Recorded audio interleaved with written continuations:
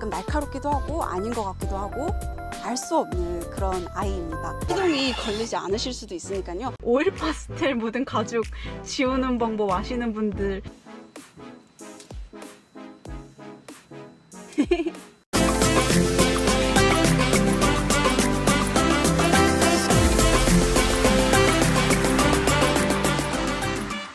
네, 안녕하세요. 지율입니다. 오늘은 바이크가 아닌 차량 리뷰를 해보려고 하는데요. 첫 번째 바이크 리뷰를 제 자차로 했듯이 차량도 제 자차로 첫 리뷰를 해보려고 합니다. 제 차량은요, 애니메이션 드래곤 길들이기라는 작품에 나온 투슬리스 캐릭터를 굉장히 닮아서 애칭은 투슬리스라고 지어보았고요. 성격은 가끔 날카롭기도 하고 아닌 것 같기도 하고 알 수 없는 그런 아이입니다. 그러면 오늘부로 제 에마, 에마라고 하면은 바이크도 에마라고 했으니까 바이크는 작은 에마, 차량은 큰 에마라고 지칭을 해보도록 할게요. 그럼 오늘부로 제 큰 에마 투슬리스를 여러분들께 소개합니다.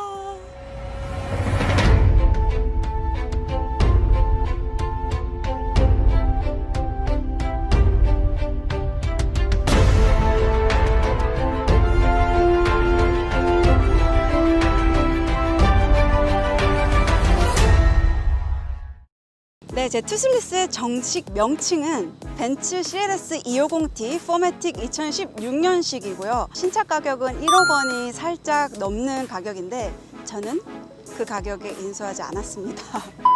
제 영상을 보신 분들이라면 아실 것 같은데 제가 라이딩을 같이 하는 마스터가 계세요. 마스터의 차였어요. 원래 마스터가 이 투슬리스에 원래 차 주셨는데 마스터가 차를 사셨다가 2년 뒤에 신차를 사게 되셨어요. 그래서 제가 마스터에게 착하고 아름다운 가격으로 인수해 오게 되었습니다. 이 영상을 빌어서 마스터께 정말 감사하다는 말씀 드리고 싶고요. 앞으로 잘 타겠습니다. 이 차의 최고 장점 중에 하나다라고 느낀 점이 바로 연비 부분인데요. 이 차의 연비는 일단 14.3 정도 돼요. 디젤 차량이고요. CLS 차량이 스포츠 세단이잖아요. 그래서 좀 달리기 좋아하시는 분들은 가솔린으로 사는 게 조금 더 좋으실 것 같긴 해요. 왜냐면 디젤 차량보다는 가솔린으로 나온 CLS 차량이 달리기에 초점을 둔 차량이기 때문에. 그렇지만 저는 시내에서 많이 주행을 하고 막 달리고 그럴 일이 없기 때문에 이 차량으로 굉장히 만족을 하고 있습니다. 연비가 너무 좋아요.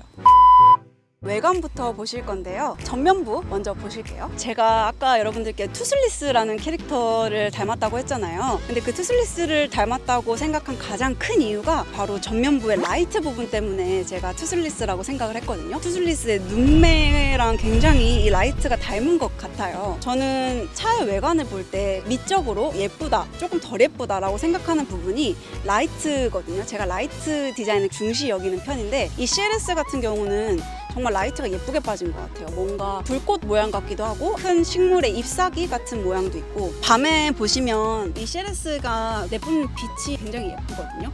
뭔가 투명한 하얀 빛이 나와요. 다른 차량 같은 경우는 이 전구에서 직접적으로 나가는 빛이 대부분이에요. 근데 이 CLS 차량 같은 경우는 전구에서 직접적으로 나가는 빛 이외에도 이 밑에 보면은 반사판을 한번 거쳐서 나가는 라이트가 하나가 더 있거든요. 이 반사판도 그냥 반사판이 아니고 약간 실버색으로 은빛 반사판이 되어 있어요. 그래서 더욱더 하얀 빛이 나가는 것 같아요. 저 여기 있습니다 하고 인식시킬 수 있는 그런 라이트가 아닌가 싶고요. 전 이 디자인도 굉장히 마음에 들어요. 뭔가 날카로운 이빨 같기도 하고 제가 참 애정하는 라이트입니다.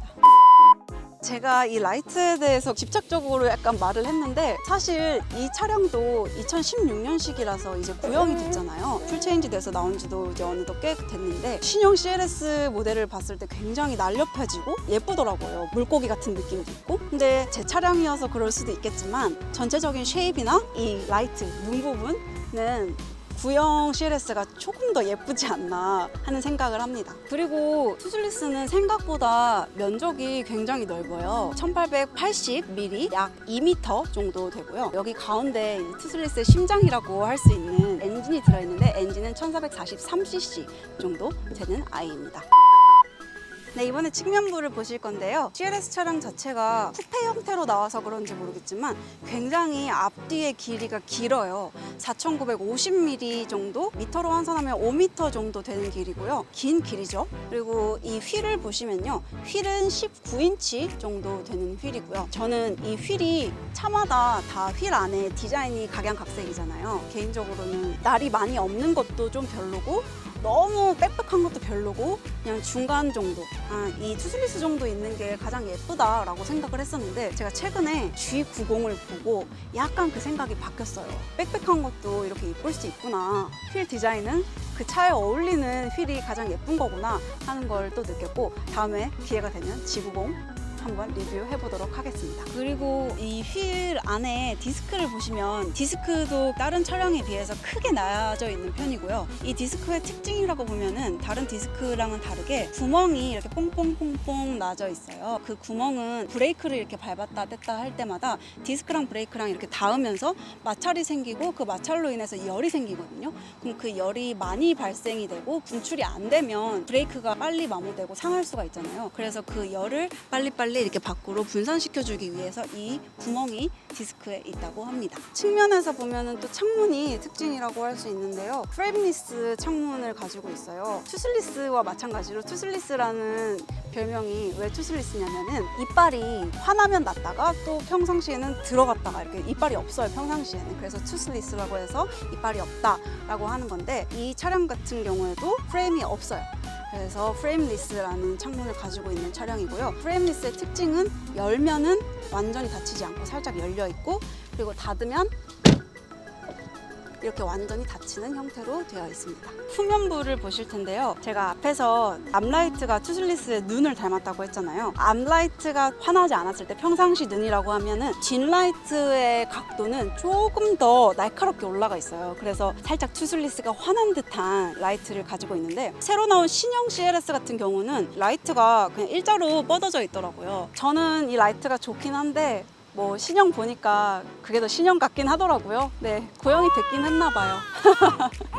앞뒤 길이가 길게 나져 있다고 말씀을 드렸잖아요. 그래서 그런지 트렁크 내부의 공간도 굉장히 넓어요. 골프백으로 치자면 골프백은 제가 많이 넣어보진 않았는데 그래도 2개 이상은 넉넉하게 들어가는 것 같아요. 한번 트렁크 보여드릴게요. 네, 트렁크 내부에는 사실 저는 짐이 많이 없어요. 비 올 때 급할 때 쓸 수 있는 우산과 한강이나 뭐 좋은 데 나들이 갔을 때 가끔 칠 수 있는 배드민턴 채, 그리고 제가 어디서든 함께 할 수 있는 이 헬멧, 그리고 저는 저희 멤버들을 사랑하기 때문에 저희 달샵의 포스터가 항상 트렁크에 들어 있습니다. 제가 최근에 하나 겪은 일이 있어요. 바로 요소수 문제인데요. 이 요소수라는 것은 사람의 소변과 비슷한 성분을 가지고 있고요. 차량에서 나오는 대기 오염의 원인이 되는 질소산화물을 이렇게 완화시켜주는 그런 촉매제 역할을 하는 성분이라고 해요. 그래서 이 디젤 차량한테는 꼭 필요한 것인데 이 요소수라는 것을 저는 최근에 알게 됐어요.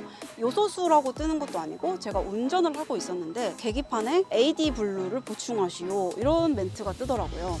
그래서 AD 블루가 뭐지? 하고 찾아보니까 그게 요소수라는 거였고 어떻게 갈아야 되나 굉장히 복잡하게 생각을 했는데 복잡하게 생각하실 필요가 전혀 없고요. 아무 주유소나 들어가셔서 요소수 찾으러 왔어요.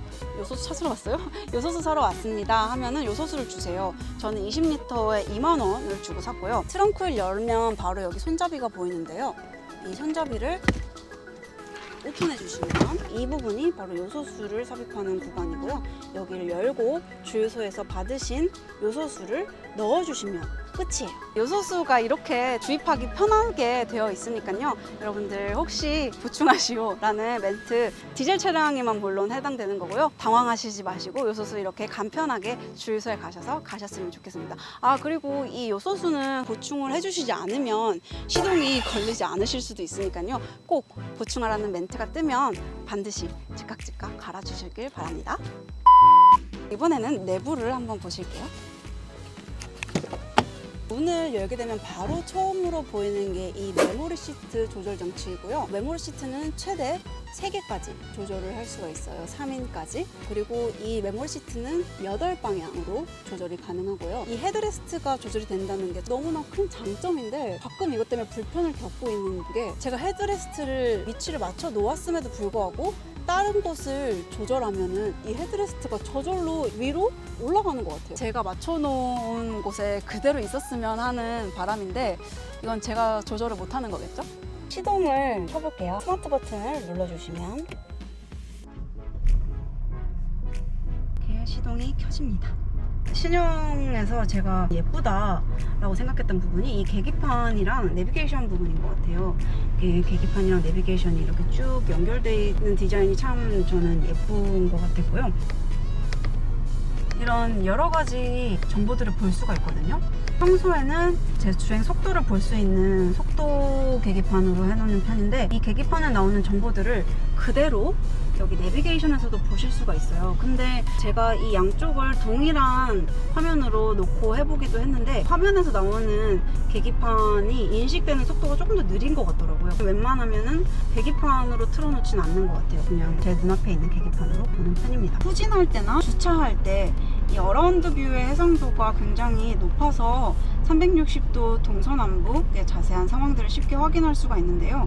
제 차량이 구형이잖아요. 신형을 한번 타봤는데 시정에서 보는 어라운드 뷰와 버드 뷰는 좀 물건과 근접해질 때 울리는 그 센서음이 나는 거리가 굉장히 좀 멀어졌더라고요. 그래서 사이드 미러로 보면 전혀 안 닿을 거리고 꽤 멀게 있는데도 센서가 과하게 크고 센서 표시가 되는 면적도 너무 넓어서 오히려 저는 어라운드 뷰 화면을 못 믿고 창문을 열고 사이드 미러를 보게 되더라고요. 그래서 그런 면에서는 주차할 때를 생각하면 구형의 어라운드 뷰 표시 방법이 조금 더 좋지 않나 하는 생각을 합니다. 이렇게 보시면 여기는 공조장치 외 다른 버튼들인데요. 엉뜨라고 하죠. 여기 엉덩이 히터 시스템이 있고요. 이 CLS 250 모델은 통풍 시트는 장착이 안 돼요. 250D 이상 모델부터만 통풍 시트를 넣을 수가 있다고 합니다. 그래서 제 투슬리스 안에는 이 엉뜨 히팅 시스템만 장착이 되어 있습니다. ES라고 써있는 거는 이 자동차의 모드를 말하는데요. 이 CLS 자체가 스포츠 세단이다 보니까 평상시에는 거의 에코 모드, 2인 에코 모드로 하고 다녀요. 지금도 이 에코 모드로 되어 있는 상태고요. 에코 모드이다가 조금 더 스피드를 즐기고 싶다 하시는 분들은 이제 스포츠 모드로 바꿀 때 S 스포츠 모드로 바꿀 수 있는 버튼이고요. 에코 또는 스포츠, 그리고 한 가지 모드가 더 있는데요. 기어를 직접 조절할 수 있는 매뉴얼 모드예요. 그래서 여기 보시면 이게 오른쪽에 플러스 버튼이 있는 기어 조절판, 그리고 여기는 마이너스 버튼, 이렇게 기어를 올렸다 내렸다 할 수 있는 플러스 마이너스 버튼이 오른쪽 왼쪽 들어가 있고요. 이거를 이제 클릭을 해주게 되면 M으로 바뀌면서 매뉴얼 모드로 바뀌게 됩니다. 저는 에코 모드로 다니는 편인데 고속도로에 갈 때 한번 제가 스포츠 모드로 하고 여러분들께 후기를 남겨보도록 할게요. 지금 제가 스포츠 모드로 운영을 하는 상태인데 에코 모드랑 지금 속도 차이는 없거든요. 묵직한 느낌이 원래도 있는 차량인데 스포츠 모드로 바꾸니까 더 묵직해진 것 같고 또 엑셀 밟는 발의 느낌이 살짝 달라진 것 같아요. 에코 모드였을 때는 부드러운 느낌으로 스포츠 모드로 바꾸니까 약간 힘이 더 필요한, 체감성으로는 차체 자체가 내려간 것 같은데 그게 맞는지는 모르겠어요.